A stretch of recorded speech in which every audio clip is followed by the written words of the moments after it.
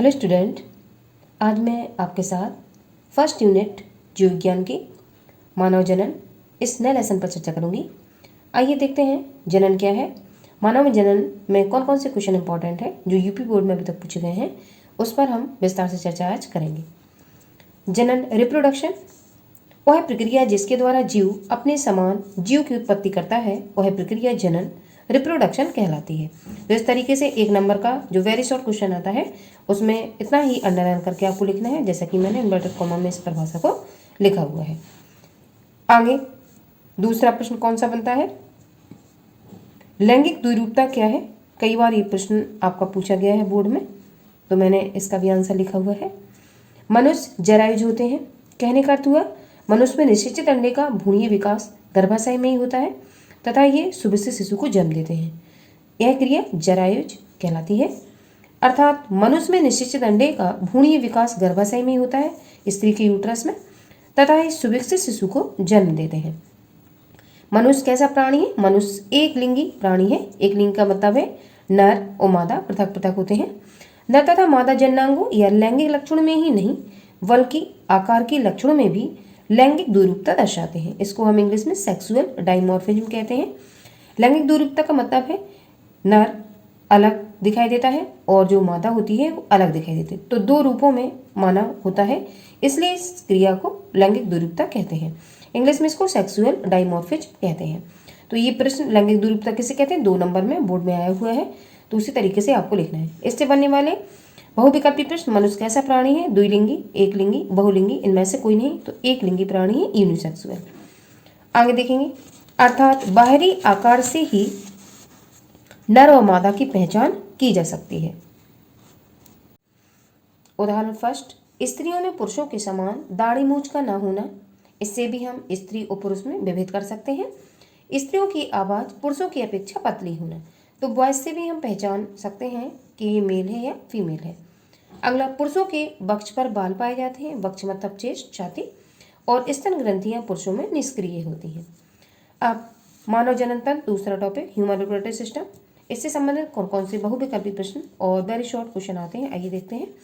जनन से संबंधित सभी क्रियाओं में भाग लेने वाले अंगों को जनन अंग रिप्रोडक्टिव ऑर्गन कहते हैं। कार्य के आधार पर जनन अंगों को निम्न 2 भागों में बांटा जा सकता है। प्राथमिक लैंगिक अंग, ये इंपॉर्टेंट क्वेश्चन है। लॉन्ग क्वेश्चन पढ़ने से पहले हमें थोड़ा सा इंट्रोडक्शन लेसन के बारे में पढ़ना होता है, वही आज मैं आप लोगों को पढ़ा रही हूँ। प्राथमिक लैंगिक अंग कौन कौन से हैं, इनसे बहुविकल्पी प्रश्न बहुत सारे बनते हैं, जिनको हम प्राइमरी सेक्स ऑर्गन कहते हैं। मानव में प्राथमिक लैंगिक अंगों को जनन गोनेड कहा जाता है।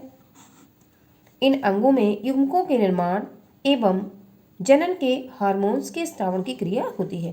तो जो गोनेड होते हैं, पुरुषों में गोनेड वृषण होते हैं और मादा में गोनेड अंडाशय होते हैं। तो लैंगिक जनन जनक गोनेड है। इन अंगों में क्या होता है, युग्मकों का निर्माण होता है। पुरुषों में युग्मक में शुक्राणु बनते हैं स्पर्म, और मादाओं में अंडाणु बनते हैं। और इन गोनेड में हार्मोन्स का भी स्रावन होता है, जैसे कि जो नर होंगे उनमें टेस्टोस्टेरोन हार्मोन निकलेगा और जो मादा होंगी उनमें प्रोजेस्टेरोन, एस्ट्रोजन आदि हार्मोन मादाओं में निकलते हैं।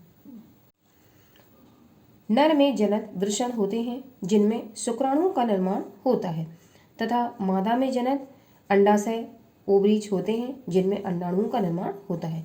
दोनों को सम्मिलित रूप से हम युग्मक कहते हैं। और अगर पृथक पृथक हम देखें तो नर में शुक्राणु बनते हैं युग्मक के रूप में और मादा में अंडाणु बनते हैं। अंडाणु को ओवा या एग भी हम कहते हैं।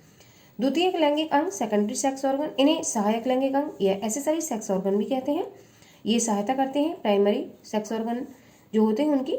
ये अंग प्राथमिक लैंगिक अंग की भांति ना ही युग्मक बनाते हैं और ना ही हार्मोन्स का स्रावन करते हैं, बल्कि ये जनन प्रक्रिया में सहायता करते हैं। किसकी, प्राइमरी ऑर्गन की। नर में शुक्रवाहिनियाँ, प्रोस्टेट ग्रंथि, शुक्राशय, शिश्न आदि ये सारे पार्ट नर जनन अंग में होते हैं, तथा मादा में अंडवाहिनियाँ, गर्भाशय, योनि, स्तन ग्रंथियाँ आदि प्रमुख द्वितीय लैंगिक अंग पाए जाते हैं। आगे जब हम लॉन्ग क्वेश्चन पढ़ेंगे तो इसमें प्राथमिक और द्वितीयक लैंगिक आपको समझ में आना चाहिए, जिससे आप इजीली जो लॉन्ग क्वेश्चन आता है 5 नंबर का वो आप अच्छे से कर पाएँ। इसलिए इंट्रोडक्शन में ये पढ़ाना जरूरी था। जो नर होंगे उनमें जो जनन अंग होंगे वो कौन कौन से होंगे, शुक्रवाहिनियाँ, प्रोस्टेट ग्लैंड, शुक्राशय और शिश्न। जबकि मादा में एक जोड़ी अंडवाहिनियां होंगी, गर्भाशय होगा, योनि होगी, स्तन ग्रंथियां होंगी आदि प्रमुख द्वितीयक लैंगिक अंग पाए जाते हैं। तो द्वितीयक लैंगिक अंग कौन कौन से हैं और प्राथमिक लैंगिक अंग नर में कौन सा है, मादा में कौन सा है, ये आपको पता होना चाहिए। नर में जो प्राथमिक लैंगिक अंग है, जैसा कि मैंने अभी आपसे चर्चा की, जो नर में प्राथमिक लैंगिक अंग है वो वृषण है और वृषण में टेस्टोस्टेरोन हार्मोन बनता है और जो युग्मक होते हैं युग्मकों में शुक्राणु बनते हैं। ऐसे ही मादा में जो गोनेड होगा या जनन होगा वो अंडाशय होगा। अंडाशय से प्रत्येक माह एक अंडाणु निष्कासित होता है और इसमें जो हार्मोन निकलते हैं वो एस्ट्रोजन और प्रोजेस्टेरोन होते हैं। अब विगत परीक्षाओं में इस टॉपिक से कौन कौन से प्रश्न पूछे गए हैं आइए देखते हैं। अति लघुत्तम प्रश्न, नर में प्राथमिक लैंगिक अंग है, तो वृषण नर में प्राथमिक लैंगिक अंग है जिसको हम टेस्टिस कहेंगे। अगला, नर की सहायक जनन ग्रंथियों के नाम बताइए।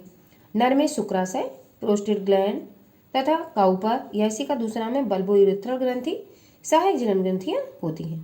पेनिस भी इसके साथ होता है। अगला, नर में वृषण कहाँ स्थित होते हैं, तो नर में वृषणकोश में एक जोड़ी वृषण स्थित होते हैं। अगला प्रश्न, नर युग्मक को सामान्यतः क्या कहते हैं, तो नर युग्मक को सामान्यतः शुक्राणु कहते हैं। लघुत्तम प्रश्न 2 नंबर का, जिसमें शब्द लिमिट होती है 25 वर्ड से कम नहीं लिखना है, आपको कम नहीं लिखना है। लैंगिक द्विरूपता किसे कहते हैं, मनुष्य किस तरह लैंगिक द्विरूपता दर्शाते हैं, तो लैंगिक द्विरूपता नर और मादा का पृथक पृथक होना लैंगिक द्विरूपता कहते हैं। और किस तरह, नर में और मादा में डिफरेंस होता है बॉयज के माध्यम से, और नर में दाढ़ी मूछ निकलती है जबकि मादा में दाढ़ी मूछ नहीं निकलती है। ये डिफरेंस से लैंगिक द्विरूपता मनुष्य दर्शाते हैं। मैंने अभी आगे आपसे चर्चा की लैंगिक द्विरूपता क्या है, तो वही आपको आंसर इस वाले क्वेश्चन में लिखना है। जैसा कि मैंने लैंगिक द्विरूपता में ये आपको बताया था अभी। न तथा मादा जन्म और लैंगिक लक्षणों में ही नहीं वरण या बल्कि आकार के लक्षणों में भी लैंगिक द्विरूपता दर्शाते हैं। आकार के लक्षणों के आधार पर, जैसे कि मैंने आपसे अभी बताया कि बॉयज़ के आधार पे वो आपस में डिफरेंस दर्शाएंगे और जो उनके दाढ़ी मूछ होगी पुरुषों में वो महिलाओं में नहीं होती है, केवल जो पुरुष होते हैं उनमें ही होते हैं और ये हार्मोन की वजह से ऐसा होता है। तो आज मैंने इंट्रोडक्शन में इस टॉपिक को पढ़ाया। कल मैं इससे आने वाले जो 5 नंबर के प्रश्न होंगे जो 2025 में 100% आप लोगों की हेल्प करेंगे वो प्रश्न पर वीडियो लेकर आऊँगी।